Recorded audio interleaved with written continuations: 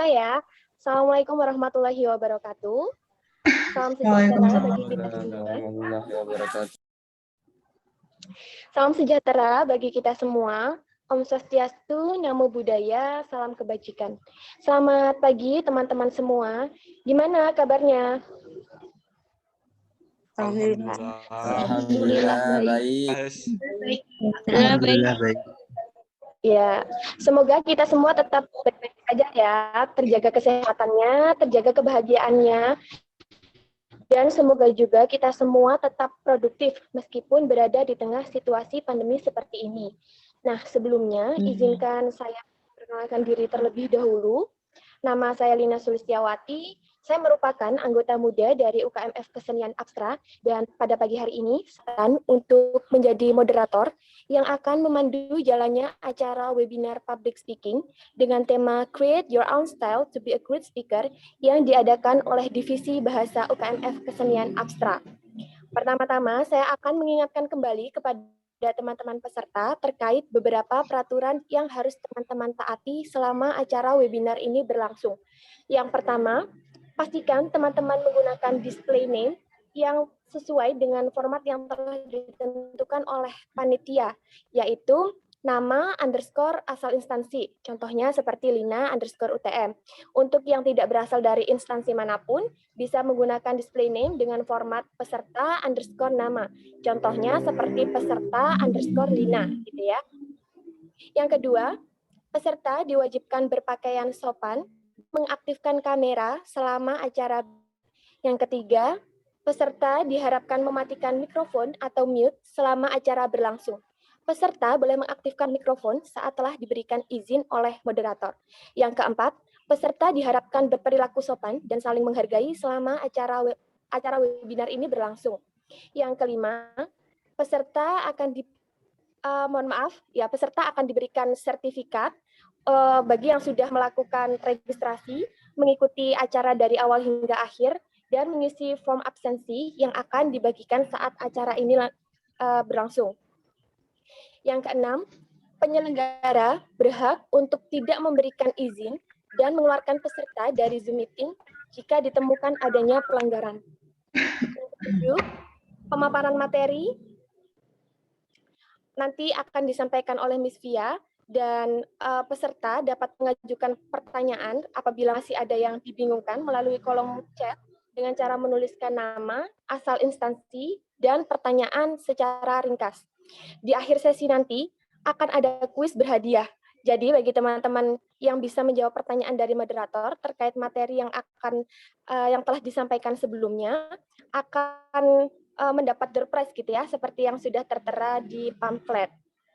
Oke, langsung saja untuk mempersingkat waktu, apalagi bahasan kita pada pagi hari ini akan sangat menarik. Kita sapa dulu pemateri kita pada pagi hari ini. Selamat pagi, Miss Via. Pagi Mbak. Boleh ya, kalau saya panggil Miss Via, saya mengutip panggilan dari teman-teman panitia yang lain. Nggak apa-apa, boleh banget. Gimana, Miss? Kabarnya, Miss Via? Sehat? Aduh, sehat, tapi udah mulai bosan di rumah. Ya, kegiatannya selama kebijakan PPKM diberlakukan ini apa aja, Miss? Semua pekerjaan jadi dihandle dari rumah, karena sebenarnya kan kalau tidak semua pekerjaan bisa dihandle dari rumah ya, tidak semua pekerjaan itu bisa work from home. Tapi karena ada kebijakan PPKM ini mau nggak mau semua kebijakan harus work from home. Kayak morning briefing di pabrik di Pamekasan itu yang harusnya nggak boleh nggak boleh WFH. Tapi sekarang harus terpaksa WFH juga gitu. Gitulah kurang lebih, Mbak. Tapi meskipun begitu tetap produktif ya, Bu ya? Bukan hanya rebahan. Ya. Gitu. Harus produktif.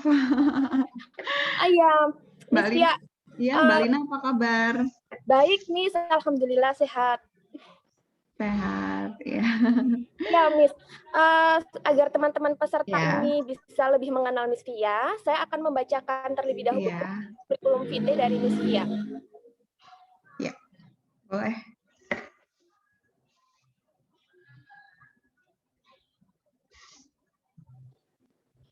Oke.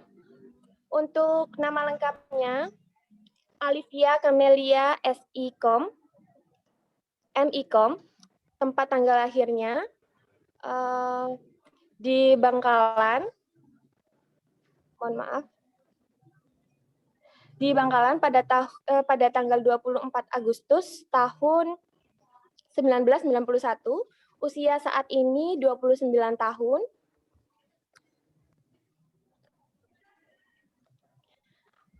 Untuk NIP-nya bisa dibaca sendiri oleh teman-teman, NIDN-nya juga bisa dibaca sendiri oleh teman-teman. Alamatnya Geraha Kamal Permai, Blok DC, nomor 14, Kecamatan Kamal, Bangkalan, Madura. Jenis kelamin perempuan, agama Islam, status menikah, dan yang lainnya bisa teman-teman baca sendiri. Untuk riwayat pendidikan, Miss Via ini pernah menempuh pendidikan di SDN Kemayoran 1 Bangkalan pada tahun 2005, lulus SLTPN 1 Bangkalan pada tahun 2007, lulus SMA Negeri 2 Bangkalan pada tahun 2009, lulus S1 Universitas Trunojoyo Madura pada tahun 2013, dan lulus S2 Pasca Sarjana Universitas Dr. Sutomo Surabaya pada tahun 2019. Untuk prestasi dan pengalaman kerja yang dimiliki oleh Miss Via ini yaitu Wakil 2 Duta Wisata Kacong Torjebing Bangkalan pada tahun 2008 hingga 2009, Duta Kampus King and Queen Universitas Trunojoyo Madura pada tahun 2009 hingga tahun 2010, Shopee Paris Agency sebagai model foto dan catwalk selama tahun 2009 hingga tahun 2011, Genta Production sebagai model foto dan catwalk dari tahun 2009 hingga tahun 2012, Radio Komunikasi atau RASI Universitas Trunojoyo Madura sebagai penyiar tahun 2010, PT HM Sampurna Cabang Pamekasan sebagai MC tetap untuk event-event produk selama tahun 2010 hingga tahun 2012, sebagai brand ambassador Marlboro selama tahun 2011, PT Jarum Cabang Bangkalan sebagai brand ambassador selama tahun 2009 hingga tahun 2012, Divisi Humas Dinas Pariwisata dan Kebudayaan Kabupaten Bangkalan sebagai promosional pariwisata dan asisten public relation pada tahun 2012, Public Relation PT Aceh Life Indonesia, RO di BRI Cabang Utama Kaliasin Surabaya, Frontliner atau teller prioritas,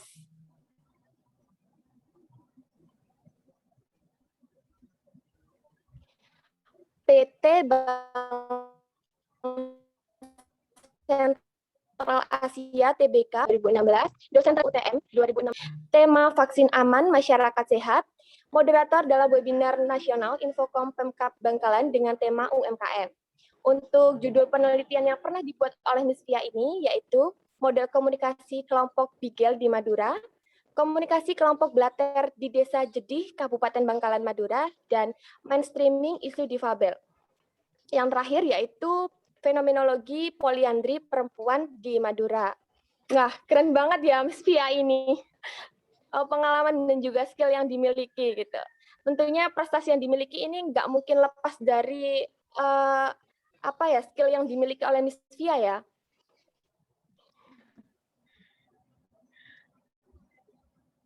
Nah, Miss, jadi sebelum kita masuk ke bahasan yang lebih mendalam mengenai tema kita pada pagi hari ini, boleh nggak sih Miss kalau misalkan kita tanya-tanya dulu nih sama teman-teman peserta pendapat mereka mengenai public speaking? Boleh, silakan. Oke. Untuk teman-teman peserta, menurut kalian apa sih yang dimaksud dengan public speaking itu? Dan apakah skill public speaking ini cuma bisa dilakukan oleh orang-orang yang memang memiliki basic di bidang speaking, atau sebenarnya semua orang tuh bisa punya public speaking asalkan mau belajar? Gitu. Silahkan untuk teman-teman, saya butuh 3 volunteer yang mau berpendapat gitu. Siap Kak, saya Kak. Saya Kak. Boleh. Jangan lupa untuk memperkenalkan diri terlebih dahulu ya. Siapa ya Kak? Saya Kak. Iya, silahkan. Sebelumnya Assalamualaikum warahmatullahi wabarakatuh. Waalaikumsalam warahmatullahi wabarakatuh. Izin berpendapat ya Kak tentang apa itu public speaking. Public speaking itu menurut saya merupakan salah satu skill yang dimiliki oleh Kak. Sebelumnya suara saya putus-putus atau bagaimana Kak? Enggak, terdengar dengan sangat jelas kok. Oke. Menurut saya public speaking itu adalah kemampuan berbicara di depan umum yang mana menurut saya semua orang bisa melakukannya asal belajar, tentunya dengan belajar dan mengetahui teknik-tekniknya secara benar. Mungkin semua orang itu bisa melakukannya, cuma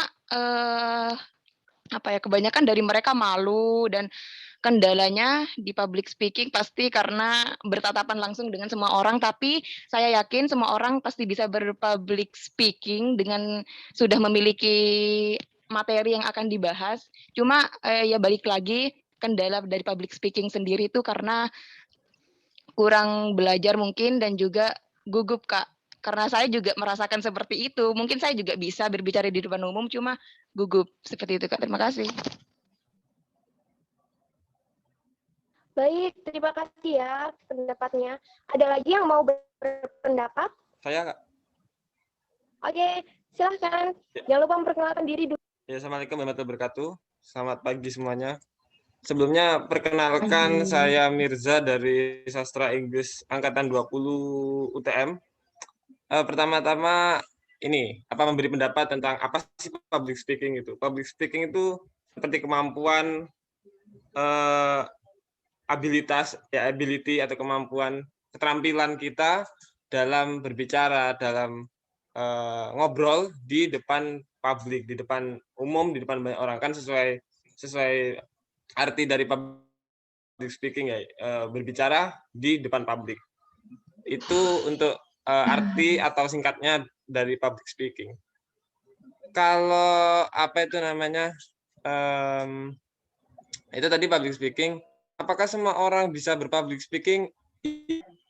Apalagi ya memang kalau bagi kita yang sudah punya basic untuk berbicara di depan umum, itu merupakan hal yang sudah biasa ya. Ibaratnya kita kan sudah terbiasa ngobrol di depan banyak orang. Tapi selain itu, di luar itu, selagi orang random, maksudnya semua orang yang mau belajar, mau berusaha untuk tampil pede, tampil percaya diri, tidak gugup, tidak demam panggung di depan umum, ya semua orang bisa berbicara di depan umum. Atau enggak, ini deh mungkin seperti kita kan sekarang di masa-masa sulit, jadi semua serba dalam jaringan. Jadi kita berbicara di depan laptop, tapi bersama dengan anak-anak, bersama dengan rekan-rekan, yang mana itu tetap hitungannya kan tetap publik di depan umum, secara virtual ya hitungannya. Jadi ya semua orang bisa, khususnya bagi orang yang memiliki kemauan, bersungguh-sungguh ingin bisa menjadi public speaker yang hebat. Ya itu singkatnya pendapat saya tentang public speaking dan apakah semua orang bisa berpublic speaking. Oke, terima kasih. Terima kasih banyak ya atas jawabannya. Barangkali masih ada satu orang lagi yang mau berpendapat. Saya. Siapa dulu nih?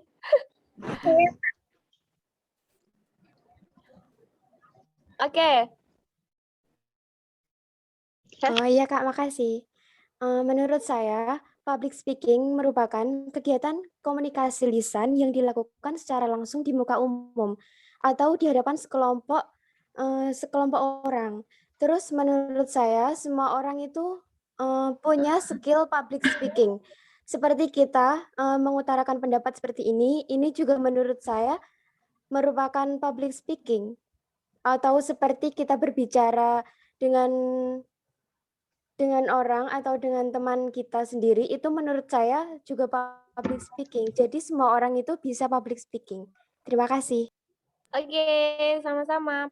Baik, Terima kasih saya sampaikan kepada seluruh peserta yang sudah berpartisipasi untuk mengutarakan pendapatnya mengenai public speaking.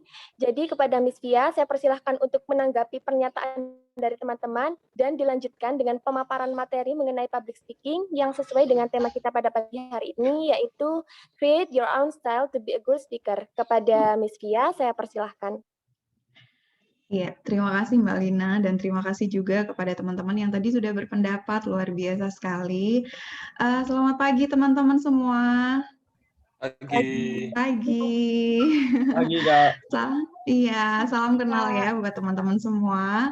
Dan selamat pagi juga kepada Pak Bangun, Ketua Pelaksana pada webinar hari ini juga. Selamat pagi semuanya. Semoga teman-teman yang ada di room hari ini selalu sehat, terhindar dari berbagai virus, dan lain sebagainya ya. Saya sengaja untuk pagi hari ini di public speaking saya tidak pakai PPT karena saya cukup jenuh dan saya cukup bosan sama kuliah online. Saya rasa teman-teman juga cukup bosan sama kuliah online ya, mantengin PPT, dengerin dosennya ngoceh sama PPT-nya. Aduh, itu udah boring banget ya. Saya harap teman-teman di sini sekarang nggak boring karena kita lebih santai, kita lebih sharing. Saya tidak pernah mengatakan kalau ilmu saya lebih banyak daripada teman-teman. Saya tidak pernah mengatakan pengalaman saya lebih banyak dari teman-teman. Bisa jadi apa yang teman-teman tahu itu lebih banyak daripada apa yang saya tahu. Jadi kita lebih ke sharing aja, kita lebih banyak bertukar pendapat dan kita banyak menyampaikan apa yang kita tahu dan apa yang teman-teman tahu gitu ya. Nah, dari apa yang sudah disampaikan sama teman-teman tadi terkait public speaking, kalau di komunikasi sendiri itu ada mata kuliah yang namanya retorika dan public speaking. Kalau retorika sendiri dia lebih ke seninya. Dia lebih ke seninya bagaimana seni berbicara, bagaimana seni menyampaikan sebuah public speaking tapi dengan tujuan yang berbeda-beda, tujuan mempersuasif, tujuan mengajak, tujuan mempengaruhi, tujuan memberikan informasi, itu lebih ke retorikanya. Tapi kalau public speaking sendiri itu ya benar sih, menurut teman-teman tadi udah nggak salah, sudah cukup benar sekali apa yang sudah teman-teman sampaikan. Kalau public speaking itu adalah bagaimana kita berbicara di depan umum. Public umum speaking itu berbicara, bagaimana teknik kita berbicara di depan umum. Dan setiap orang punya gayanya masing-masing dalam berbicara di depan umum. Itu benar sekali. Jadi satu MC sama MC yang lainnya itu pasti berbeda. Satu moderator dengan moderator yang lainnya itu pasti berbeda, gitu loh, ya. Nah, yang susah apa? Di mana sih susahnya? Susahnya adalah ketika kita harus tandem. Kalau MC ya, MC itu kalau kita tandem itu susah. Banyak yang berpendapat, kalau teman-teman saya banyak yang bilang, gampang lagi kalau kita tandem itu justru bikin kita nggak grogi dan lain. Salah, justru sebaliknya. Ketika kita tandem, itu aturan mana yang banyak berbicara, mana yang harus seimbang, itu yang susah sebenarnya. Kalau teman-teman ingat kemarin kasusnya Nia Ramadhani sama Raffi Ahmad pas TikTok Award, banyak ya lagi viral Nia Ramadhani personal brandingnya gagal. Jadi banyak yang sudah nge-blacklist Nia Ramadhani sebagai pembawa acara. Kenapa? Karena dia sudah gagal dalam melakukan public speaking sebagai MC di acara TikTok Award itu. Raffi Ahmad dinilai lebih dominan daripada Nia Ramadhani. Kemudian Nia Ramadhani tidak bisa menyeimbangkan kemampuan dari public speaking Raffi Ahmad. Itu susahnya. Jadi ketika kita nge-MC sendiri, kita bebas menggunakan style kita bebas menggunakan gaya berbicara kita. Tapi kalau sudah tandem, susahnya adalah kita harus menyelaraskan, menyeimbangkan, dan kita harus punya chemistry sama pasangan MC kita. Dan kita harus menyeimbangkan kemampuan public speaking kita sama pasangan kita, gitu. Itu lebih susahnya.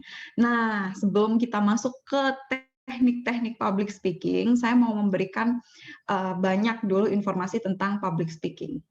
Kenapa sih kita harus belajar public speaking gitu ya? Banyak sekali mahasiswa saya yang selalu tanya, ngapain sih Miss kita belajar public speaking? Jujur saya orang yang pemalu, Miss. Saya jujur orang yang paling takut berbicara di depan umum. Jawabannya adalah sama. Miss Via pun dulu waktu itu di depan. Bisa berbicara itu ketika sama deep circle saya, maksudnya sama teman-teman yang sudah dekat banget sama saya baru bisa berbicara. Tapi kalau udah untuk berbicara di depan publik itu udah bener-bener tremor. Jadi kalau pegang mikrofon atau pegang bolpen atau pegang buku itu pasti gemeter gini. Itu saya dulu gitu. Nah, apa yang membuat saya berubah? Yang membuat saya berubah adalah kalau saya terus-terusan kayak gini, saya akan ada di titik nyaman saya aja.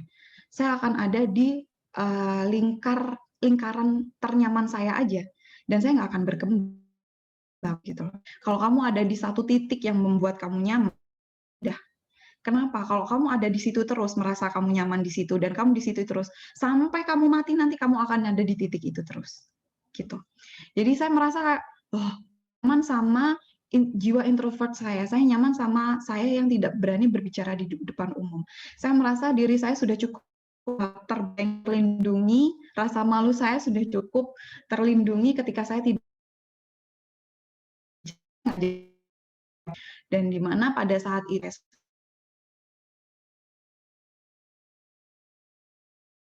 sama orang tua untuk biaya untuk kuliah, fotokopi dan lain sebagainya, sama kuliah. Nah, saya nggak bisa nih. Apa yang bisa saya lakukan? Saya ada di komunikasi, pada saat itu saya bersyukur sekali saya mendapatkan materi tentang public speaking. Pada semester 2 saya dapat materi public speaking dan itu membuat saya open-minded. Jadi membuat saya berubah pikiran. Wah, kayaknya saya nggak bisa diem-diem aja, saya harus belajar public speaking buat cari uang. Itu tujuan saya dulu. Itu udah karena ketika benar katanya selebgram, kalau kita sudah tidak punya backingan, kalau kita sudah tidak punya yang bisa membiayai sepenuhnya, kita akan ada rasa di mana kita harus berusaha dan berjuang sendiri. Dan itu saya lakukan. Kayaknya harus belajar public speaking buat cari uang. Itu saya dulu gitu. Kalau anak sekarang kayaknya enggak, uangnya udah banyak dan yang perlu kalian pelajari public speaking untuk eksistensi menurut saya ya. Kalau beda sama saya dulu gitu. Kalau sekarang saya rasa teman-teman tidak kesulitan sama uang. Nah, kalau saya itu dulu. Jadi yang pertama saya lakukan adalah saya harus belajar pintar ngomong. Nah, sama nih kalau ada yang bilang saya grogi, kalau misalkan di room ini ada yang mengatakan sama mi, saya juga grogi ngomong di depan umum. Tenang, kalian belum terlambat. Yang bisa kalian lakukan yang pertama adalah sering-sering ngomong sama diri sendiri. Terkesan kayak crazy memang, terkesan kayak ya ampun ngapain kita ngomong sama diri sendiri gitu, tapi itu worth it. Jadi ngomong sama diri sendiri itu ada momennya, bukan pas di jalan terus kalian ngomong sendiri, itu enggak. Yang perlu kalian lakukan adalah berbicara dengan diri sendiri, mempersuasif diri sendiri, meyakinkan diri sendiri, memuji diri sendiri kalau kamu bisa. Supaya apa? Supaya kita punya kepercayaan diri. Banyak orang yang memuji orang lain dengan tulus, tapi mereka susah memuji dirinya sendiri dengan tulus. Dan itu saya tidak setuju. Kalau kamu bisa memuji orang lain dengan tulus, pujilah diri kalian sendiri dengan tulus juga. Jadi setiap pagi bangun tidur, saya selalu berbicara pada diri saya sendiri. Alhamdulillah saya pagi ini sudah bisa bangun, kamu hebat, kamu pintar, kamu bisa melakukan segala hal, kamu bisa berjuang, kamu bisa mendapatkan apa yang kamu mau. Itu pagi saya ngobrol sama diri saya sendiri. Itu saya lakukan pagi, kemudian di depan kaca. Ketika saya ngaca nih, habis mandi, bla bla, saya ngaca. Yang pertama saya perbaiki adalah penampilan saya. Kita untuk memutuskan, oke, saya harus menjadikan diri saya seorang public speaking. Saya harus bisa melakukan public speaking. Yang saya lihat penampilan saya dulu. Untuk menjadi seorang public speaker, apa sih yang harus saya perbaiki? Apa sih yang saya harus perhatikan? Yang pertama yang kamu perhatikan adalah penampilan. Jadi di depan kaca saya selalu memperbaiki, warna ini udah cocok nggak ya saya pakai? Baju ini sudah cocok nggak ya saya pakai? Celana ini udah cocok nggak ya saya pakai? Setelah sudah merasa saya cocok, baru saya akan keluar rumah. Dan sebelum keluar rumah, saya pasti akan memuji diri saya sendiri di depan kaca. Saya selalu bilang, ih cantik banget, udah cantik, pasti saya gitu. Karena apa? Itu untuk membangun rasa percaya diri saya. Sebelum orang lain memuji, saya pasti akan memuji diri saya sendiri. Narsis sih emang, tapi percayalah itu worth it buat membangun kepercayaan diri. Dan opini saya, menurut saya, semua orang itu punya inner beauty sendiri-sendiri. Tidak ada manusia yang jelek, tidak ada orang yang jelek. Kita semua punya inner beauty, kita punya fitrah untuk membuat kita punya inner beauty. Tapi ada yang inner beauty-nya keluar, ada beauty-nya kesimpan gitu loh. Orang-orang yang punya inner beauty kesimpan, inner beauty-nya tidak keluar, itu adalah orang-orang yang insecure dan orang-orang yang tidak pernah memuji dirinya sendiri. Gitu. Jadi selalu saya, sebelum orang lain memuji saya selalu memuji diri saya sendiri supaya saya merasa inner beauty saya bisa keluar. Gitu. Setelah itu, saya berusaha belajar berbicara sama orang-orang dengan small circle. Kayak contohnya, saya berbicara sama 2 atau 3 orang. Ketika 2 sama 3 orang itu, saya selalu bilang kalau, tolong perhatiin saya ya, hari ini aku mau cerita. Saya berusaha untuk senatural mungkin melakukan public speaking sama small circle. Aku mau cerita nih, saya bilang gitu. Aku mau cerita nih kemarin, saya coba untuk berbicara apapun yang saya kerjakan, apapun apa yang saya alami kemarin sama deep circle saya atau sama small circle saya, 2 atau 3 orang sahabat saya bicara.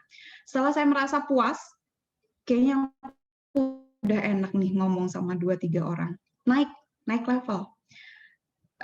Saya coba ngomong sama 5-6 orang, teman-teman saya itu saya coba ngomong, dengerin dong saya ngomong sebentar aja, kemarin tuh saya ini saya coba berbicara, terus setelah itu saya minta pendapat, kamu lihat deh kalau aku ngomong apa yang kurang, mereka berpendapat satu-satu, kurang kamu adalah kamu kurang ekspresi, kurang kamu adalah kamu terlalu datar sama intonasi, kurang kamu adalah kamu terlalu lebay berekspresi misalkan, itu saya perbaiki sampai pada akhirnya di kelas saya memutuskan aku jadi moderator ya, aku jadi pembicara ya, aku jadi ini ya, kenapa?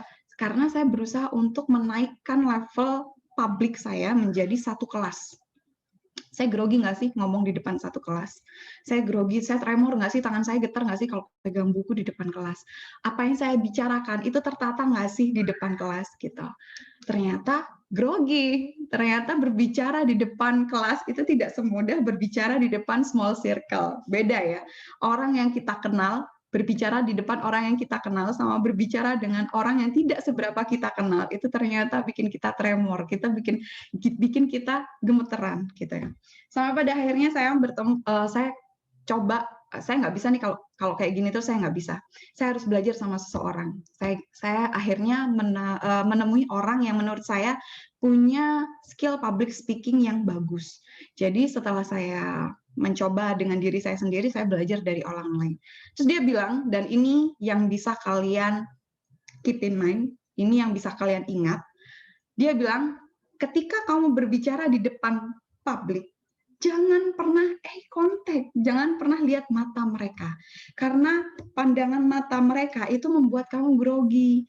Nah, yang bisa kita lakukan ketika kita ada di depan umum atau kita berbicara di depan publik, yang kita lihat adalah dahinya.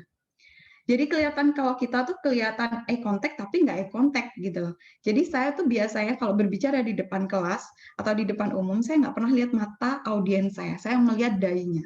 Saya lihat dahinya rata. Saya nggak bisa keep contact sama mata audiens saya karena itu membuat saya langsung blank, tiba-tiba nggak ada, saya jadi lupa gitu loh. Semua ngomong apa yang harus saya lakukan kayak gitu. Jadi itu trik yang worth it banget, bisa dicoba. Itu jangan eye contact sama audiens, eye contact sih, kelihatan eye contact tapi nggak eye contact, itu lihat dahinya gitu, lihat dahinya. Kemudian dia bilang juga kalau kamu pegang mikrofon pada saat public speaking itu jangan kalau misalkan gemetar itu jangan dibiarin, tapi harus ditempelin ke bagian dada gitu.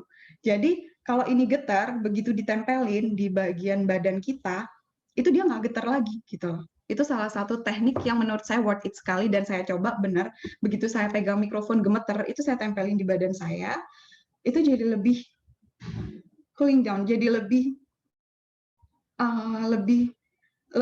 tenang, jadi lebih emosi saya lebih tenang, terkontrol, dan ketegangan saya dan kegrogian saya itu lebih cooling down, lebih terkontrol lagi gitu. Itu tekniknya. Dan kalau pegang buku, kalau kita pegang buku atau catatan, sama kita tempelin ke badan kita gitu. Nah, itu sih yang menurut saya sangat-sangat worth it untuk saya ingat dan bisa dipraktekkan sama teman-teman juga ketika kita grogi di depan umum gitu. Setelah saya berhasil berbicara di depan kelas, dan itu dalam latihan yang cukup lama, sekitar 3 bulanan saya sudah berani berbicara terus di depan kelas lancar, saya memutuskan untuk mulai saya cari kerja. Mulai saya cari uang. Itu semester 3. Iya, betul, semester 3. Semester 3 saya memutuskan untuk jadi MC. Saya hubungin teman-teman saya, kalau butuh MC, call me ya. Kalau butuh MC, hubungin aku ya. Gini. Saya memulai dengan menjadi MC di acara ulang tahun anak kecil. Jadi waktu itu ada acara, dulu nggak ada pandemi ya, nggak kayak sekarang. Saya memutuskan untuk jadi MC di sebuah acara ulang tahun anak kecil, dan di mana itu tidak membuat saya grogi. Kalau anak kecil kayaknya saya merasa lebih confident, saya lebih kecil mah ini cuma acara ulang tahun gitu ya guys. Saya lebih ternyata di luar perkiraan ibu-ibunya banyak, ibu-ibu dari anak kecil yang ulang tahun itu banyak, jadi saya grogi banget. Jadi saya pikir anak kecil nggak mungkin bikin saya grogi. Ya benar, anak kecil nggak bikin grogi, mamanya yang bikin saya grogi gitu.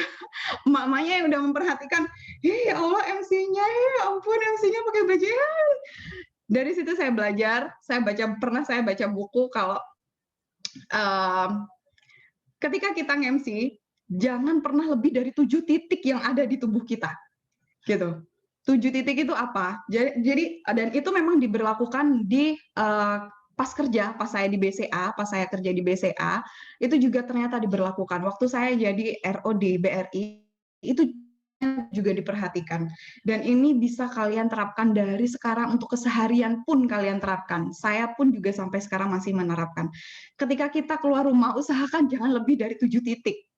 Itu kesalahan yang waktu saya tampil di acara ulang tahun anak kecil, itu kesalahan saya menggunakan banyak aksesoris sehingga perhatian anak kecil dan perhatian emak-emaknya anak kecil itu. Karena saya berlebihan menggunakan aksesoris. Dari situ saya belajar, ternyata tidak boleh lebih dari 7 titik. Jadi stop. Mulai sekarang kalau keluar rumah, pegang kata-kata saya, jangan lebih dari 7 titik ya. 7 titik itu apa? 1, 2, 3, 4, 5. Kalau yang berkerudung ya hijab 5. Kalau yang pakai kerudung 6. Terus kalau misalkan yang nggak pakai kerudung, pakai jepit atau bandana 7. Gitu. Itu jangan lebih dari 7 titik. Kalau lebih dari 7 titik, rame sayang. Kalau udah rame, orang tidak akan memperhatikan kamu berbicara, tapi orang akan lebih memperhatikan apa yang kamu pakai. Kan gitu. Nah, jadi kalau kamu pakai bros, itu hitungannya sudah 1. Jadi apa yang melekat pada kamu itu hitungannya titik, di luar baju dan kerudung. Kalau baju dihitung, celana dihitung, kerudung dihitung, blazer dihitung, berapa titik sudah. Jadi di luar baju ya, di luar baju dan kerudung, celana itu di luar. Tapi titik-titik aksesoris, itu tidak boleh lebih dari 7 titik. 7 titik aksesoris. Nah, itu jadi saya belajar lagi, ternyata nggak boleh lebay pakai aksesoris, malah jadi badut di acara ulang tahun anak kecil gitu. Nah, kemudian setelah itu, yang perlu diperhatikan lagi dari pengalaman saya ya, ternyata menjadi public speaking itu banyak sekali sayang yang perlu diperhatikan, banyak banget. 1, aksesoris yang tadi saya sudah katakan. Yang kedua, make up. Ternyata tampilan kita siang, sore, pagi, siang, sore, sama malam itu beda-beda. Kenapa? Karena di depan kamera, nanti setelah diambil gambarnya, itu kita jadi kelihatan aneh kalau kita menyamakan setiap make up-nya. Ternyata itu beda-beda. Pagi make up kita lebih fresh look, itu lebih soft look. Kemudian yang malam itu glam look itu supaya kita kelihatan lebih segar pada malam hari, di mana cahaya sumber cahaya cuman dari lampu aja gitu. Nah, itu sih kalau untuk cewek. Nah, kalau untuk cowok, kalau untuk mas-masnya, please use BB cream. Karena saya pernah nge-MC sama temen cowok yang dia anti banget pakai BB Akhirnya apa? Akhirnya setelah nge-MC itu outdoor, nge-MC-nya itu di luar, dia kucel sekali dan kelihatan kayak kilang minyak gitu loh, yang kalau kayaknya di telepon Pertamina bakalan ditangkap gitu karena mukanya sumber minyak gitu. Pelajaran buat mas-masnya yang kalau mau nge-MC, ada banyak BB cream yang warnanya itu bisa kamu sesuaikan sama muka kamu gitu, Mas. Ya, jadi buat masnya jangan sampai lupa pakai BB cream kalau kamu ada acara MC atau kamu memutuskan untuk mau jadi MC, moderator gitu ya. Jangan dikira dari layar aja nggak kelihatan, dari layar pun kelihatan gitu ya kalau kita pakai base make up atau tidak. Nggak usah pakai bedak, pakai BB cream. Ada kok BB cream yang paling bagus buat cowok itu BB creamnya Wardah yang shade-nya itu medium segini. Itu dipakai aja, diratakan pupuk-pupuk, itu seharian kamu udah glowing, fresh gitu ya, ada kelihatan make up-an tapi fresh gitu. Nah kalau mbak-mbaknya saya udah nggak perlu ngajarin ya, Mas. Masalahnya bisa jadi mbak-mbaknya di sini lebih pintar daripada saya kalau masalah make up ya. Kalau mbak-mbaknya yang perlu saya pesan adalah jangan sampai lupa pakai DD cream untuk tangan. Jadi kalau biasanya mbak-mbaknya ini kalau make up-an full sama face-nya, fokus sama mukanya putih. Begitu megang mikrofon, kelihatan kan. Jadi jangan sampai lupa untuk pakai DD cream juga di tangannya gitu. Jadi apa yang kelihatan, misalkan kalau kalian tidak berhijab, saya nggak berhijab nih, saya mau nge-MC, ya oke nggak apa-apa, tapi banyak ada foundation, hand body foundation itu loh, yang bisa dipakai di tangan juga, jadi kelihatan lebih sama warna kulit sama tangannya. Jangan sampai kita itu kelihatan kayak dempulan aja gitu loh. Itu masalah penampilan ya, selain dari 7 titik tadi, masalah penampilan make up itu sangat-sangat perlu diperhatikan gitu ya. Kemudian kalau buat mas-masnya juga jangan lupa pakai pomade atau rambutnya ditata yang rapi, kecuali nggak alergi pakai pomade atau memang nggak ada rambutnya nggak perlu pakai pomade ya. Nah kecuali seperti itu. Selain itu tidak ada pengecualian, harus rapi, rambutnya rapi, wajahnya fresh gitu ya. Nah itu yang perlu diperhatikan. Kemudian etika. Ternyata nge-MC pun kita public speaking pun itu juga ada etikanya. Etikanya apa? Etikanya adalah kalau misalkan nih itu ada kayak kantor, misalkan kita nge-MC di kantor, kita diundang untuk nge-MC di kantor dan itu ada pintu di belakangnya. Kemudian MC-nya terus, Mbak, oke, untuk hadiah kita akan mengambil hadiahnya di belakang ya, kita ambil dulu hadiahnya. Yang perlu kalian lakukan adalah tidak boleh membelakangi publik, tidak boleh membelakangi publik. Jadi buka pintu pun pakai tangan yang belakang, ini benar ya, gitu. Dan menutup pun juga pakai tangan yang belakang, gitu. Jadi tidak boleh membelakangi publik. Itu juga berlaku ketika kalian interview kalau mau kerja ya, kalau kita mau kerja kita pasti akan ada fase sesi interview. Nah di interview pun juga kita nggak boleh buka pintunya, misalkan kita buka pintu kan gini, masuk, terus nutup pintu langsung badan tutup. Nah balik lagi, itu nggak boleh, kita buka pintu masuk, terus pakai tangan yang belakang untuk nutup kita. Itu yang etika yang harus kita tahu ketika kita melakukan public speaking gitu ya, ataupun kita melakukan personal test berupa wawancara sama orang-orang yang menurut kita kompeten atau penting gitu ya. Itu etikanya. Kemudian duduk, kalau kursinya ada sandarannya, kan kita biasanya kalau MC juga ada sesi di mana kita duduk, jadi moderator kita juga duduk. Itu nggak boleh kita sandaran sayang. Walaupun ada sandarannya, bukan berarti MC atau moderatornya boleh gimana, itu nggak boleh. Jadi walaupun ada sandarannya boleh nyender. Susah kan? Jadi walaupun capek ya ditahan-tahan gitu ya. Nggak boleh nyender, jangan boleh Iya, nggak boleh. Jadi kita memang harus nggak boleh senderan, kecuali itu pas lagi break di luar kamera. Kita nggak boleh nyandar, begitu sudah break baru kita boleh nyandar. Nyandar pun tidak boleh nyandarnya itu yang seret, gimana ya, nggak boleh nyandarnya gini. Tapi kita harus mundurin badan dulu sehingga nyandarnya pun kita nggak kelihatan layar, tapi tetap kelihatan tegak. Ini saya ada senderannya. Nah, ini beda ya, nyendernya gini sama nyendernya gini. Beda kan? Jadi nyendernya itu bokongnya mundur, baru nyendernya itu lurus. Ini nyender. Kalau misalkan nggak kuat banget, aduh Miss saya skoliosis tahu. Miss kalau misalkan nggak nyender, ya nggak apa-apa nyender, tapi agak ke belakang gitu loh. Tapi kalau bisa, nggak usah nyender, biar punggung kamu kelihatan lebih lurus dan kamu kelihatan lebih elegan. Ya cowok dan cewek itu bisa kelihatan lebih elegan, lebih kelihatan berkelas gitu loh, ya kan? Kelihatan lebih wow, banyak dikagumin orang, banyak style public speaker yang dikagumin orang adalah terlihat lebih elegan gitu. Nah, itu ya. Kemudian megang mikrofon itu juga ada etikanya. Jadi kalau misalkan teman-teman saya kalau pegang mikrofon tuh beda-beda, Miss. Nah, itu kalian juga perlu memperhatikan kalau megang mikrofon tuh juga ada caranya atau tekniknya. Ada mahasiswa yang begitu saya kasih mikrofon, coba sih kamu kalau pegang mikrofon gimana? Mungkin teman-teman juga bisa praktek. Kalau pegang mikrofon tuh gimana sih? Ada yang kayak gini. Iya, gimana? Nah, aduh, itu terlalu cantik untuk jadi MC pegang mikrofon seperti itu ya. Pegang mikrofon itu juga nggak boleh terlalu atas gini, juga nggak boleh sampai menutupi wajahnya nggak kelihatan gini juga nggak boleh. Kemudian mikrofonnya terlalu jauh gini. Yang kamu mikrofonin apa sayang? Suara apa kerudungnya gitu ya? Nggak bisa. Jadi megang mikrofon juga harus kurang lebih 3 jari bawah seperti ini. Ya, kurang. Ini udah paling jauh sih menurut saya gini.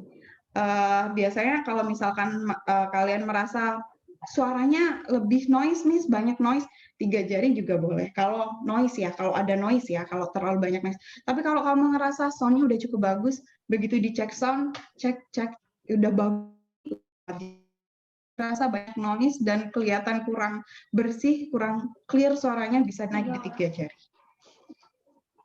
Kurang lebih kayak gini pegang mikrofonnya. Dan tangannya nggak usah, posisi tangannya tar gini sayang. Jadi posisi tangannya tetap lurus, kita lurus.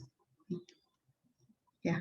Jadi postur badannya kelihatan lebih tegak, postur badannya kelihatan lebih bagus gitu. Kelihatan lebih elegan gitu kan. Daripada harus gini atau gini. Jangan. Stop. Gitu. Nah, itu sih yang teknik apa lagi ya? Oh, duduk lagi. Jadi kalau mas-masnya berdiri atau duduk, usahakan kaki kalian tidak lebih lebar dari bahu kalian.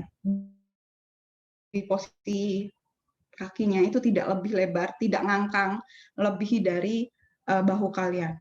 Kalau perempuan, boleh nggak sih Miss kita menyilangkan kaki? Misalkan menyilangkan kaki naik gini. Itu kaki ini kaki ya, 2 kaki. Itu naiknya kayak gini boleh nggak sih Miss? Sebenarnya boleh, tapi nggak enak dipandang. Jadi lebih baik kakinya tuh gini. Naik gini. Menyilangkannya gini. Kaki gini. Nah, terus kalau misalkan nggak mau menyilangkan Miss, tapi mau gini gimana? Boleh gitu. Kakinya mana sih saya susah gambarin caranya gitu. Tapi intinya kalau buat mbak-mbaknya jangan ngangkang, terus habis itu juga jangan terlalu menyilang, jangan nyilang gini, tapi lebih baik nyilangnya gini, atau kakinya nggak naik tapi gini. Kurang lebih kayak gitu. Kalau duduk ya, kalau berdiri juga jangan ngangkang. Kalau berdiri usahakan itu kayak jam 11, kakinya kayak jam 11 atau kayak jam 2 siang gitu. Kakinya kayak jam 12 atau jam 11 siang. Itu kurang lebih kayak gitu. Kalau berpasangan ya hadap sama pasangannya, eye contact sama pasangannya, kemudian eye contact sama publik. Dan itu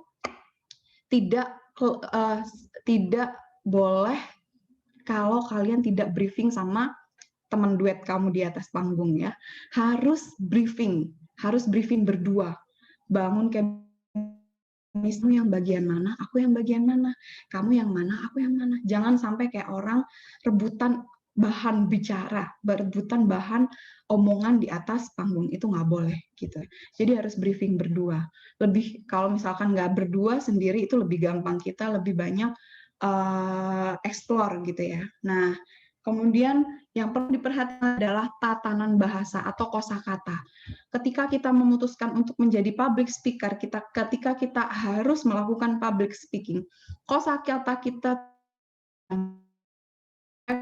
kita itu berkurang, dan yang kalau kita kurang melakukan tidak banyak kosakata, yang akan terjadi adalah kita akan banyak ngomong, ya seperti itu.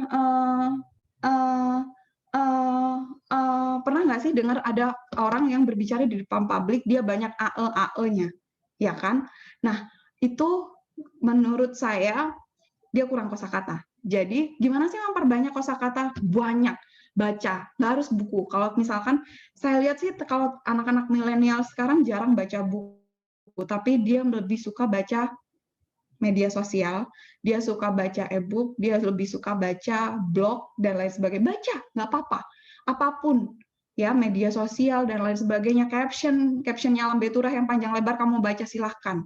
Terus ikuti kosakata terbaru, ikuti bahasa-bahasa anak muda terbaru. Misalkan kayak, apa sih, jangan sampai kamu pelongok-pelongok di depan.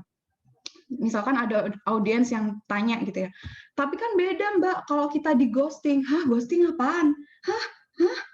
Jangan sampai jadi moderator ya, tell me, jangan sampai jadi moderator apa gitu loh, kosakata terbaru kita nggak tahu. Hah, kok fuckboy bukannya playboy loh Mbak, playboy itu kan dulu, sekarang tuh fuckboy gitu. Itu jangan sampai kalian miss. Jadi ikuti perkembangan kosakata terbaru sekarang, ikuti bahasa-bahasa sekarang gitu, supaya kalian lebih aware dan lebih gitu loh. Begitu ada kata-kata kalian udah paham, oh itu maksudnya, oh ini maksudnya, oh itu maksudnya gitu, supaya nggak buang waktu. Jadi ketika kalian cepet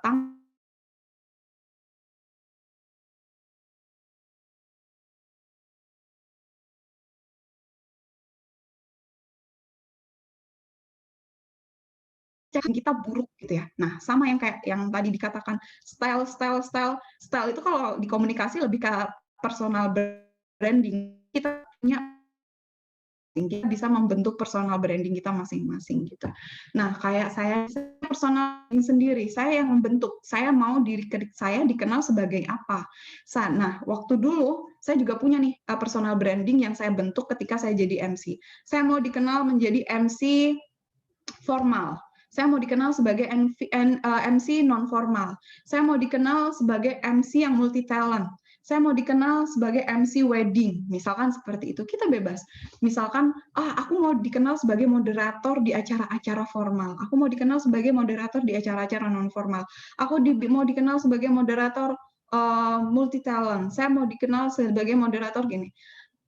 Intinya, naikkan level kalian terus-menerus. Jadi kalau misalkan sudah ini jadi MC, naiklah jadi moderator. Setelah jadi moderator, naiklah jadi pembicara, speaker, atau keynote speaker lah. Kalau buat mahasiswa, mungkin jarang sekali mahasiswa saya lihat jadi pembicara. Padahal menurut saya semester 6 sudah bisa jadi pembicara. Jadi menurut saya, kalian harus naikkan level kalian. Kalau udah jadi moderator, jangan puas jadi moderator doang, saya nggak berkembang nanti. Relasimu juga akan stuck di situ-situ aja.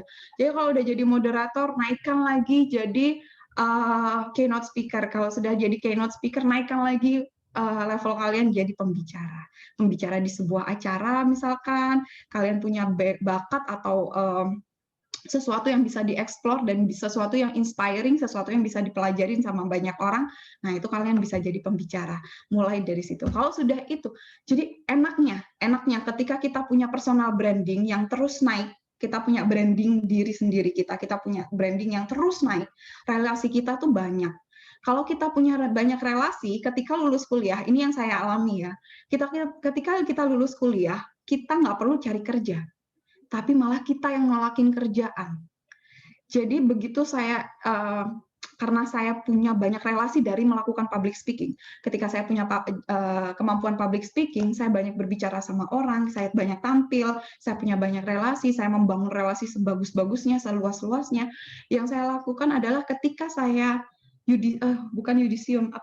setelah yudisium saya dapat SKL.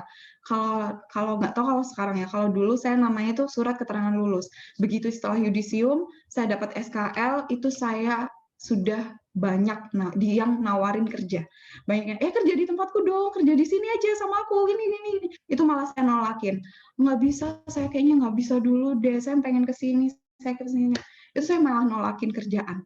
Kenapa? Karena relasi yang datang, bukan kita yang cari relasi saya. Kita bukan cari relasi lagi, tapi relasi yang datang ke kita gitu loh. Apa yang sudah kita bangun itu yang akan datang sama kita gitu. Jadi wisuda itu dalam keadaan saya sudah kerja. Jadi teman-teman saya wisuda bingung besok mau cari kerja kemana, saya enggak, saya wisuda sudah dapat kerjaan gitu. Dan itu saya wisuda sudah dapat gaji gaji pertama saya sudah dapat gitu. Gaji pertama saya sudah dapat. Makanya banyak teman-teman saya yang di umur yang sama banyak yang masih memulai, ada yang merintis, ada yang sudah memetik hasilnya gitu. Nah, orang-orang yang punya banyak relasi dari apa yang dia bangun, dia sekarang di umur-umur 30-an itu sudah mulai memetik hasilnya. Dan itu worth it, dan itu berguna sekali. Jadi mumpung masih teman-teman umur berapa ya? Kalau nggak salah 20-an ya, kalau mahasiswa nih masih 20, 19, 20, 21 gitu kan. Aduh, itu masa-masa di mana kalian sangat-sangat bagus mengupgrade diri, punya style sendiri, punya personal branding dari sekarang, punya tingkatan branding dari sekarang, kalian mau naik ke level mana, sampai pada akhirnya kalian lulus, kalian sudah tidak susah cari kerja karena kerjaan yang malah datang sama teman-teman semua. Gitu, kurang lebih sih kayak gitu. Itu salah satu manfaat ketika kita punya public speaking, jiwa public speaking yang bagus, kita punya relasi yang baik, yang didapat dari kita loncat sana-sini menggunakan ilmu public speaking kita, dan cari uang dari public speaking, yang kalau di awal-awal, kalau mau merintis, misalkan, saya mau memulai karir, Miss, jadi MC, moderator, gimana ya, Miss ya? Yang saya bisa tanamkan sama teman-teman adalah, jangan cari bayaran dulu, cari pengalaman dulu. Dibayar, saya awal-awal MC dibayar cuma pakai nasi kotak. Terakhir MC saya sudah masuk ke 1,7 juta sekali MC. Dan itu saya berhentikan ketika saya sudah jadi frontliner. Ketika saya sudah jadi frontliner, saya sudah kehabisan tenaga, saya sudah nggak bisa, time management saya sudah berantakan ketika saya harus sambil MC, jadi saya memutuskan untuk berhenti. Walaupun sebenarnya kangen banget sama MC, tapi benar-benar udah capek sekali gitu. I know my limits gitu. Saya tahu limit saya di mana gitu. Kalau saya paksakan, yang ada saya nanti drop atau sakit gitu kan. Dan itu saya tahu limit saya di mana, saya berhenti di situ. Dan ketika sudah saya jadi relationship officer, dan setelah saya jadi dosen, saya bisa banyak memberikan ilmu tentang public speaking, dan sedikit banyak masih melakukan public speaking. Jadi pembicara, moderator, dan berbicara di depan kelas menghadapi mahasiswa-mahasiswa gitu. Kurang lebih sih kayak gitu yang bisa saya sampaikan. Kalau misalkan teman-teman ada yang mau ditanyakan juga silahkan, mungkin Mbak Lina ya, Mbak moderatornya tadi siapa? Mbak Lina ya? Mbak Lina, iya, saya rasa sudah cukup itu. Ada feedback atau tanya jawab dari teman-teman, dipersilakan. Iya, luar biasa sekali ya Bu, pemaparan materinya dan juga pengalamannya. Ternyata untuk menjadi seseorang yang sukses itu juga nggak gampang gitu ya, kita harus benar-benar merintis dari awal. Oke, saya akan sedikit mereview materi yang telah disampaikan oleh Miss Via. Yang pertama, bahwa terdapat perbedaan gitu ya, ada yang namanya retorika, yaitu bagaimana tentang cara seni berbicara gitu. Kalau misalkan public speaking ini kan hanya tentang berbicara di depan publik. Untuk tips yang diberikan oleh Miss Via ini, yaitu yang pertama, sebelum kita menjadi seorang speaker yang baik, kita tuh harus belajar untuk berbicara dengan diri kita sendiri, untuk membangun kepercayaan diri. Kedua, kita sudah bisa dengan small circle, yang terdiri dari 2 atau 3 orang, dari tahap hingga 5 sampai 6 orang, hingga kemudian berdepan, dan kemudian kita meminta pendapat tentang kekurangan dan juga kelebihan kita ketika melakukan public speaking. Untuk tips and triknya, yaitu jangan terlibat eye contact, atau jangan terlihat gitu ya, lebih tepatnya. Boleh kita kita seakan-akan terlihat seperti eye contact, padahal sebenarnya enggak eye contact, karena yang kita tatap adalah jidatnya gitu. Kemudian ketika tangannya tremor, bisa menempelkan mikrofon di badan supaya lebih terkontrol. Jangan lebih dari 7 titik, atau yang dimaksud dengan 7 titik ini adalah aksesoris yang digunakan di tubuh. Kemudian menyesuaikan make up dengan waktu. Kemudian etika ketika yang dimaksud dengan etika ini mungkin memperhatikan postur tubuh ketika memegang mic atau postur ketika duduk, dan banyak memiliki kosakata serta cepat tanggap gitu ya, dengan pernyataan yang mungkin sebenarnya masih awam gitu, tapi mau nggak mau kita harus mempelajari banyak kosakata supaya bisa menanggapi itu. Mengutip dari perkataan Miss Via tadi, kita nih harus berkembang, perlahan menaikkan level, mulai dari MC, naik ke moderator, hingga bisa menjadi seorang pembicara.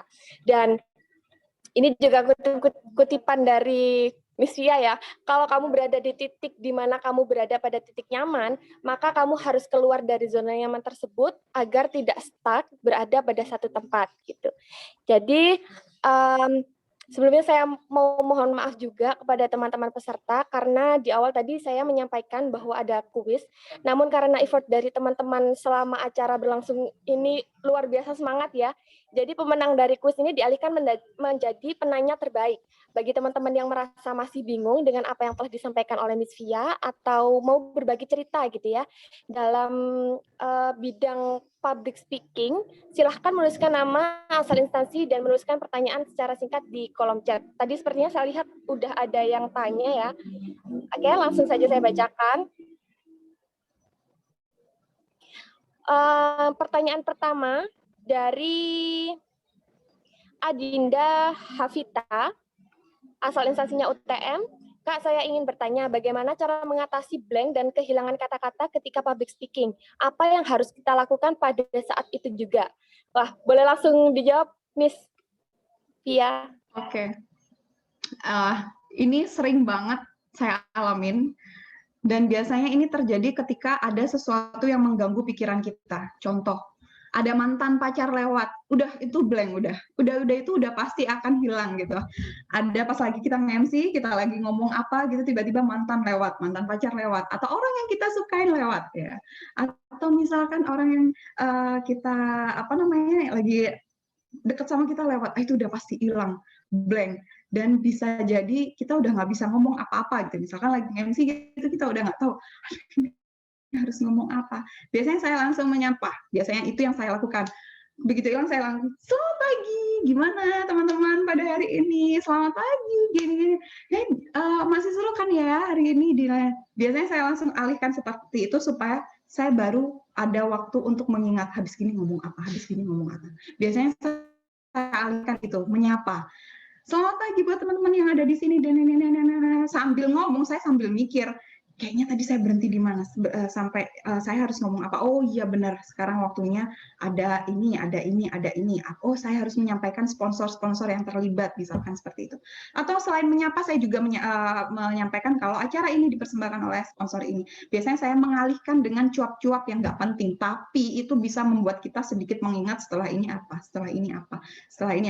Dan buat MC kan kita misalkan MC acara apa aja itu biasanya kita punya catatan yang kita pegang gitu ya, dan itu biasanya saya catat. Ketika saya lupa itu saya kasih garis. Ini misalkan catatan ya yang harus saya omongkan, atau susunan acara, rundown acara biasanya kan ada di sini.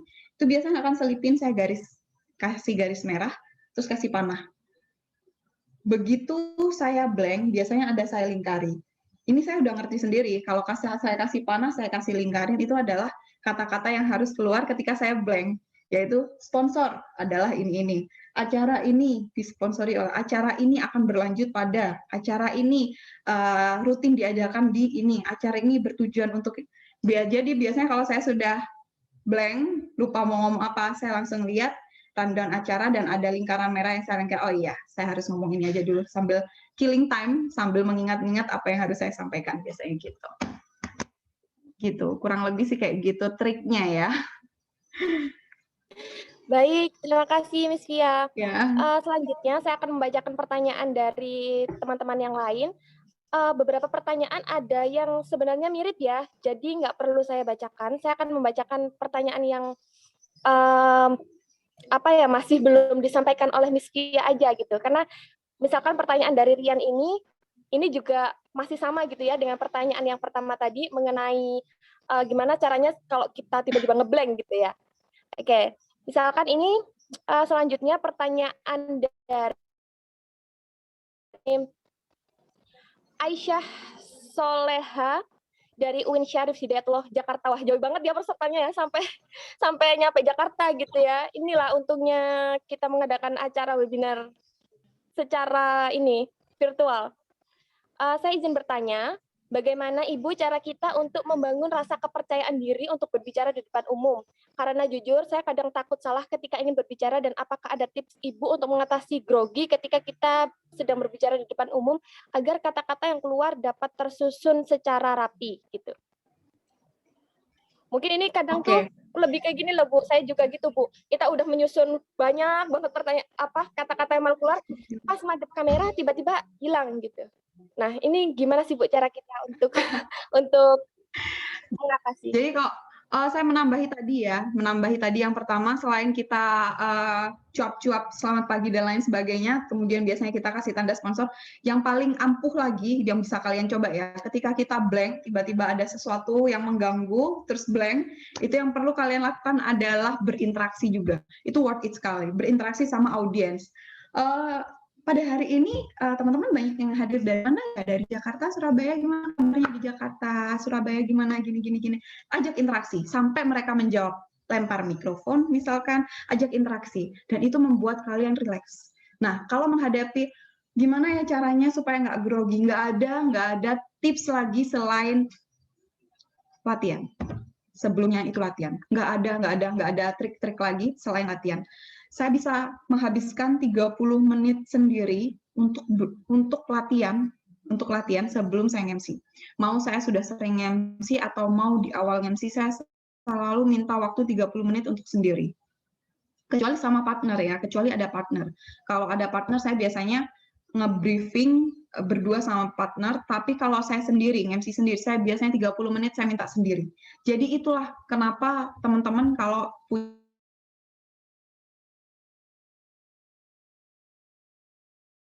baru jangan sampai nggak on time. Malah kalau bisa teman-teman itu menunggu bukan ditunggu, gitu ya. Jadi kalau bisa itu karena itu akan menciptakan personal branding kalian gitu. Jadi jangan sampai kalian menunggu itu keuntungannya apa? Preparing itu sudah harga mati buat MC. Kalau kalian grogi, kalau kalian hilang, itu udah tanda kalau kalian kurang preparing. Kalau kalian sudah cukup preparing, kalian akan mengantisipasi sendiri. Kalian punya kemampuan untuk mengantisipasi diri kalian sendiri. Contohnya, nanti kalau lupa, waktu preparing ya, sebelum acara mulai, kita 30 menit. Kalau saya sih lebih ke kayak meditasi gitu ya, lebih kayak meditasi. Down, cooling down, tenang.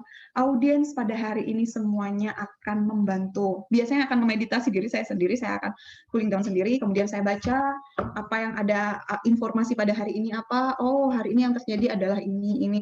Oh, hari ini ada berita ini. Untuk apa? Saya baca berita untuk apa? Untuk cuap-cuap. Jadi misalkan nih, oke, untuk pada hari ini kita akan menampilkan sebuah penampilan dari grup band A misalkan. Ternyata grup bandnya ini lagi prepare mikrofonnya nggak bisa nyala, gitarnya nggak bisa nyala, muasilam, otomatis apa? Kita liatin mereka prepare, nggak bisa. Kita harus cuap-cuap, dan itu yang biasanya saya baca. Jadi sebelum event saya pasti akan baca apa yang terjadi pada hari ini. Momen apa pada hari ini yang terjadi, event apa yang sekarang lagi booming, yang lagi hype apa. Jadi ketika lagi nunggu orang-orang lagi preparing, saya pasti akan cuap-cuap mengenai info terkini hari ini terkait hal-hal yang terjadi pada hari ini, cuap-cuap. Dan itu menurut saya nggak akan hilang kalau kita preparing. Kalau kita preparing, apa yang mau kita bicarakan mendadak banyak gitu loh.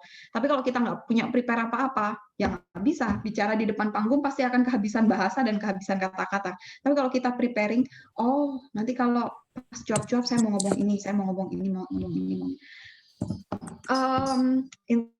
intinya adalah perbanyak melakukan public speaking di mana-mana. Kalian ada kelompok kecil, banyak bicara, ada lagi kelompok baru yang baru kalian kenal, komunitas, banyak bicara juga sama mereka, banyak bicara di mana-mana kalian lakukan public speaking dimanapun kalian berada. Trust me, it's worth. Jadi kalian ada di panggung, kalian tidak akan kehabisan bahasa. Banyakin berbicara sama banyak orang, gitu. Itu sih. Baik, saya akan menyampaikan pertanyaan selanjutnya, yaitu dari dari Hesta Avitananda. Di sini saya ingin bertanya, bagaimana cara kita sebagai public speaking untuk belajar artikulasi dan juga intonasi gitu. Boleh langsung dijawab, Miss Kia? Ya, ini kebanyakan sih dialamin sama mahasiswa saya. Biasanya tuh dialek ya, intonasi daerah, bahasa daerah mereka itu mengganggu. Contoh kalau kayak bahasa Madura, kayak bahasa teman-teman mahasiswa yang dari Madura yang biasa menggunakan bahasa Madura sebagai kesehariannya, biasanya kalau melakukan public speaking itu ada sesuatu yang bikin orang ketawa. Contohnya, iya tadi saya udah makan apa? Sop. Pakai baju apa? Baju pink. Ngerti nggak? Itu dialek yang mengganggu sekali gitu loh. Ya lucu sih, lucu, tapi kurang elegan menurut saya ya. Menurut saya kurang elegan. Kecuali kamu memang mau jadi stand up comedy. Kalau kamu itu public speaking juga ya, stand up comedy itu merupakan public speaking juga. Kalau kamu dirasa kayaknya saya nggak bakat deh Miss jadi public speaking yang lebih ke formal gitu, saya nggak bakat, saya bakatnya jadi stand up comedy. Worth it, silakan, itu your style, nggak apa-apa, silakan gitu ya. Tapi kalau saya sendiri saya merasa ada waktu di mana saya harus memberikan cuap-cuap yang empuk, yang nggak bikin mereka tegang, tapi ada di mana saya harus menampilkan sesuatu yang elegan dan pembicaraan saya bisa diterima oleh masyarakat gitu ya.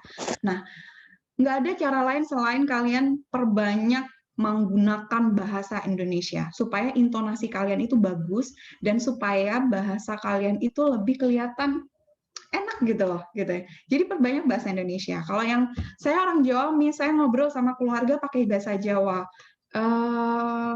nggak apa-apa. Tapi kalau sama teman coba pakai bahasa Indonesia. Saya banyak melihat mahasiswa kalau di kosan itu pakai bahasa Jawa.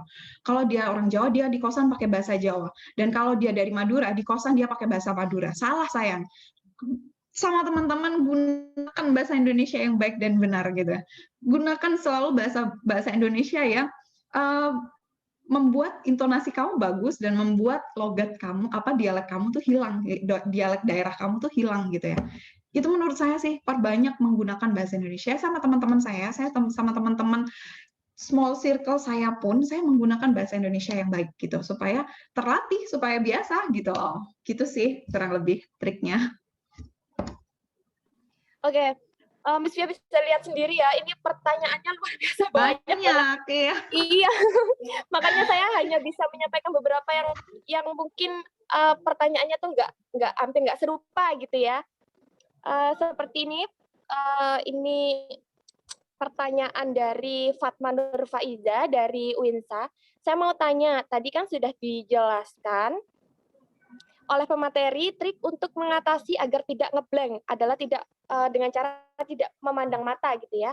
Tapi meskipun saya tidak memandang mata audiens, tapi masih sering kali ngeblank gitu Bu. Apakah ada cara lain untuk mengatasinya? Ada. Cara lainnya adalah terus berlatih ngobrol di depan publik dengan small circle dulu. Ngomong di depan 3-4 orang itu perbanyak dulu. Berarti kalau grogi itu berarti masih ada rasa khawatir. Kalau kalian kalian kerasa nggak sih kalau kalian grogi, itu berarti kalian khawatir. Khawatir apa? Khawatir salah. Ya kan? Khawatir diketahui. Apa sih yang jadi gini loh pertanyaannya, yang membuat kamu grogi itu kan kekhawatiran. Ketika kita khawatir, kita akan grogi. Dan ya pertanyaan saya adalah, kamu khawatir apa sih gitu? Kamu khawatir apa sih? Jawabannya mahasiswa kalau saya tanya, yang kamu khawatir ini apa sih? Ya, yang buat kamu grogi kan khawatir. Nah, yang kamu khawatir ini apa sih? Jawaban mereka cuma, nggak tahu, grogi aja. Nggak tahu khawatir apa, pokoknya grogi aja. Lah ya berarti itu kalian kurang latihan, kurang berbicara sama small circle. Sebenarnya nggak ada yang perlu kalian khawatirkan. Nggak akan kalian dilempar botol kalau salah ngomong. Nggak akan, itu yang perlu, mindset yang perlu dirubah gitu loh. Jadi nggak mungkin sayang, kamu jadi MC, kamu jadi pembicara, kamu salah ngomong dilempar botol tuh nggak mungkin. Kamu salah kata-kata, kemudian dibully habis-habisan, nggak mungkin. Mereka akan memaafkan kegrogian kamu. Jadi apa yang perlu dikhawatirkan? Selama kamu tidak menyinggung Sarah, selama kamu tidak pernah melakukan body shaming di depan publik, aman. Yang perlu kalian perhatikan, jangan sampai singgung Sarah dan jangan sampai body shaming sama audiens. Contoh, ini pernah terjadi sama teman saya, dia dibully habis-habisan di media sosial hanya karena dia body shaming. Bukan hanya karena dia body shaming. Contoh, iya Mbak, silakan yang mau bertanya, kayak Mbak Lina nih, dia misalkan MC, ya Mbak silakan yang mau bertanya. Kalau ini kan nggak kelihatan badan dan mukanya ya, maksudnya kelihatan muka aja tapi nggak kelihatan badannya ya. Tapi kalau lagi live, kalau lagi offline, kelihatan nih badannya audiensnya. Ya silakan Mbak yang gemuk, yang tetap pakai baju hijau, iya Mbaknya yang gemuk. Nah, body shaming nggak boleh gitu ya, jangan sampai. Itu fatal, itu pasti kalian akan dibully atau dihujat dan akan udah di take down kayaknya, nggak usah pakai MC ini lagi deh, nggak usah pakai ini lagi deh gitu, karena kalian udah body shaming dan itu sangat menyakiti hati audiens. Jadi saran saya adalah ketika kamu tidak ada tujuan buruk berbicara di depan umum, ketika kamu tidak ada tujuan buruk di depan umum, berbicara kamu yang baik, kamu berbicara yang baik, mau kamu salah pun kamu akan dimaafkan gitu loh. Jadi nggak perlu khawatir, nggak usah grogi karena khawatir, nggak usah kamu bangun mindset kamu sendiri kalau aku berbicara di depan untuk membuat aku semakin baik gitu. Nggak ada tujuan lagi. Aku ingin membuat diri aku semakin baik. Aku mau membuat jadi baik. Aku mau melatih diri aku jadi lebih baik lagi. Udah, nggak usah khawatir apa-apa gitu loh. Tapi beda kalau mindset kamu tuh gini. Kalau mindset teman-teman akan gini. Aku berbicara di depan publik karena terpaksa. Aku berbicara di depan publik karena nggak ada pilihan lagi. Aku berbicara di depan publik karena ingin menunjukkan sama seseorang. Karena ingin pamer sama orang, karena ingin menunjukkan ini, nggak usah pamer-pamer, sayang buat apa kamu pamer-pamer, nggak usah terpaksa berbicara di depan publik, itu dibuat se-enjoy mungkin, sempat mungkin. Trust me, berbicara di depan publik itu enak banget, kita bisa lebih lebih percaya diri, kita lebih bisa explore bahasa kata-kata di depan umum tuh enak sekali. Melihat banyak mata tertuju sama kamu itu saya suka. Jadi kalau saya suka lihat orang-orang itu memperhatikan saya. Loh deh, seru banget jadi perhatian publik gitu loh. Jadi saya heran kalau ada orang yang saya nggak mau jadi perhatian, saya malu dilihat. Padahal itu enak banget diperhatiin, orang tuh enak banget dikenang orang tuh enak banget, asalkan kita tujuannya baik, nggak ada niat untuk menyinggung Sarah, menyinggung politisi tertentu, menyinggung ini, nggak ada, aman, sudah gitu loh. Jadi saran saya adalah kalau kamu masih grogi, latihan aja dulu yang banyak. Kalau masih latihan, masih nih saya sudah latihan tuh sampai bosan nih, tapi masih grogi, mindset kamu berarti yang harus dirubah. Kalau mindset kamu udah dirubah, kamu tujuan public speaking-nya untuk mengeksplor diri sendiri, bukan karena terpaksa atau tekanan dari orang lain atau tekanan dari berbagai pihak, ya sudah aman gitu. Jadi mindset kamu dirubah dulu, buatlah diri kamu suka menghadapi perhatian publik. Nah, kalau kamu sudah suka mendapat perhatian publik, kamu enjoy banget ngomong di depan umum. Itu sih.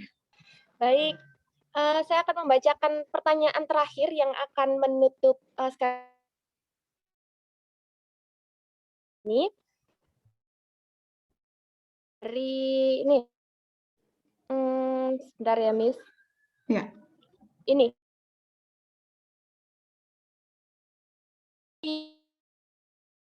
Gini Kak, mau tanya, gimana caranya jadi seorang public speaker yang famous atau dikenal gitu ya, di halayak ramai, jadi public speaker dari mana nih Kak? Mohon kasih arahan. Kayak apa ya Miss ya, ketika kita sudah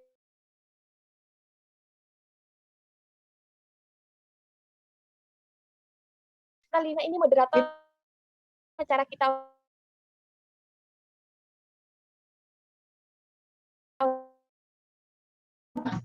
Ya, baik, baik. Ada satu yang perlu kalian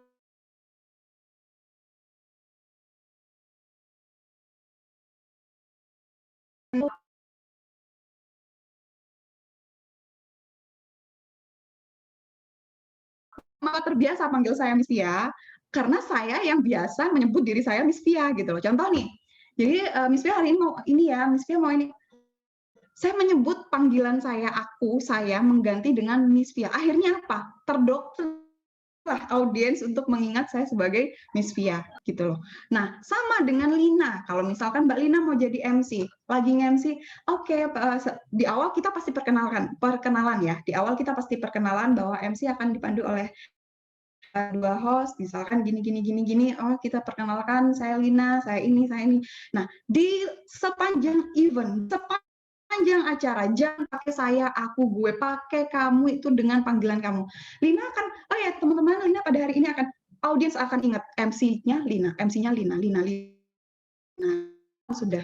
Itu akan melekat, MC Lina.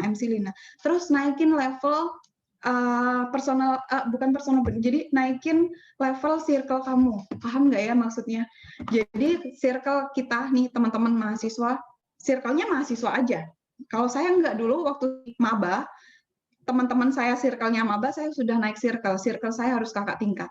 Jadi saya memperbanyak kenalan kakak tingkat saya. Kenapa? Karena maba sudah kenal saya gitu loh. Tinggal kakak tingkat kenal saya. Kakak tingkat kenal. Setelah saya jadi kakak tingkat, saya biasa menaikkan circle saya ke siapa? Saya harus memperbanyak dengan alumni. Saya harus banyak kenal sama alumni yang udah kerja. Jadi begitu saya sudah jadi alumni, saya sudah punya banyak circle-circle yang sudah pada kerja di perusahaan masing-masing gitu. Nah, sudah saya bekerja di sebuah perusahaan, circle saya adalah orang-orang yang punya usaha, pengusaha-pengusaha dan lain sebagainya, itu circle saya gitu. Nah, sama-sama kayak teman-teman, circle-nya dinaikkan, circle-nya harus naik level supaya terkenal gitu loh, supaya lebih dikenal. Terus media sosial itu manfaat sekali. Menurut saya sih media sosial sekarang udah nge-boom, membuat kalian bisa terkenal sekali. Posting kegiatan kalian personal brandingnya apa? Saya mau jadi moderator. Di Instagram, posting aja gimana kalian sering banget jadi moderator. Saya mau jadi MC, gunakan di media sosial kalian, kalau kalian itu seorang MC, sering posting tentang kegiatan kalian MC dan lain sebagainya gitu. Itu bikin kalian famous dan kalian terkenal. Tapi yang paling penting adalah sebutan nama itu penting banget ketika kalian menyebut diri kalian sendiri dengan nama. Mantap itu. Jadi audiens keinget sekali. BTW teman-teman yang misalkan ada pertanyaan-pertanyaannya nggak terjawab, bisa inbox-inboxan di DM sama saya, bisa follow Instagram saya, Haifsa, HAYVA. Nanti kita bisa sharing di DM kalau misalkan ada pertanyaan nggak terjawab ya. Silakan Mbak Lina, bisa dilanjutkan. Baik, terima kasih banyak dan saya juga mohon maaf kepada teman-teman karena luar biasa sekali ya ininya, effort-nya gitu loh.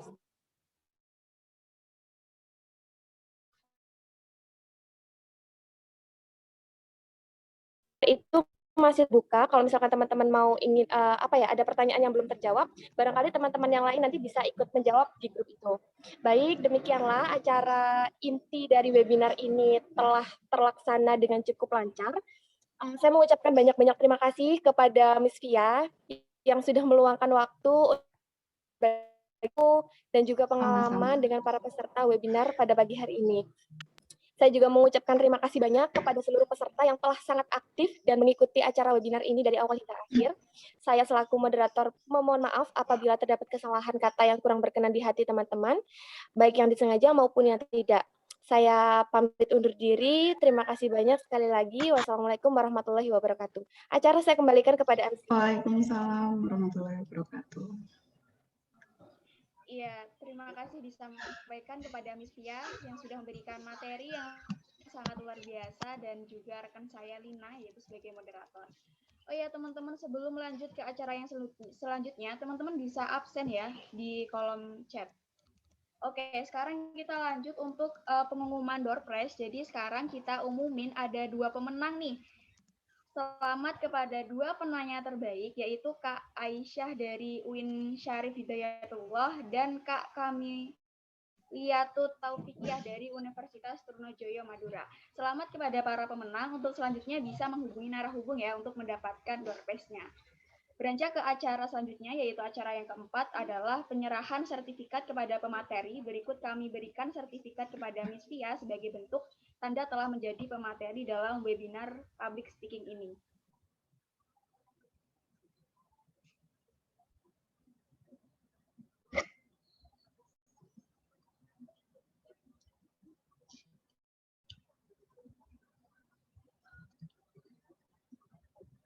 Ya, terima kasih Miss Pia. Selanjutnya sebelum kita beranjak ke acara yang terakhir yaitu penutup, teman-teman bisa on cam ya untuk kita ada sesi dokumentasi. Jadi dimohon untuk peserta bisa mengaktifkan kameranya.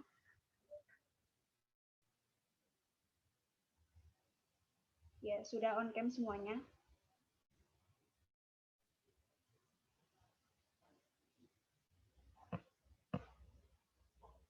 Ya, terima kasih yang sudah on cam. Kita sudah di penghujung acara nih teman-teman. Acara yang terakhir adalah penutup. Terima kasih kepada Miss Pia selaku pemateri, moderator, dan tak lupa teman-teman yang udah berpartisipasi dalam webinar kali ini. Kalian luar biasa. Saya Afia NC mewakili seluruh panitia yang bertugas menyampaikan mohon maaf yang sebesar-besarnya ketika ada salah kata dan penyampaian. Akhirul kalam, wassalamualaikum warahmatullahi wabarakatuh. Waalaikumsalam warahmatullahi wabarakatuh. Teman-teman bisa absen dan meninggalkan Zoom. Terima kasih.